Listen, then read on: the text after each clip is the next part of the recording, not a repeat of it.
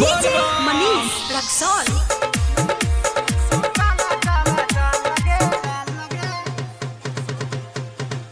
हे गे जैसन मंगबी वैसन देबो सारी, हे गे जैसन मंगबी वैसन देबो सारी। चौरी गे चलन भोला द्वारी, हमरा संग चलन भोला द्वारी। किनके देबो गरबा रंग के सारी, हे गे किनके देबो गरबा रंग के सारी। चौरी गे चलन भोला द्वारी, हमरा संग चलन भोला द्वारी।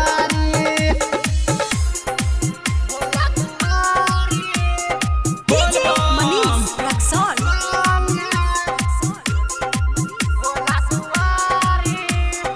Mix by Balbhadra Singh.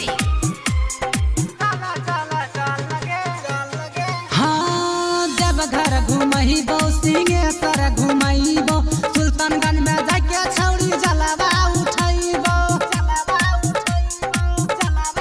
हाँ जब घर घुमैबो सिंहेश्वर घुमैबो, सुल्तानगंज में जाके छौरी जलवा उठैबो। छहिया भी कन्या कुमारी, हे गे छहिया भी कन्या कुमारी। छौरी गे चलन भोला द्वारी, हमरा संग चलन भोला द्वारी। DJ Manish Raksol. Presented by PM Recording Studio, Alamnagar, Madhepura।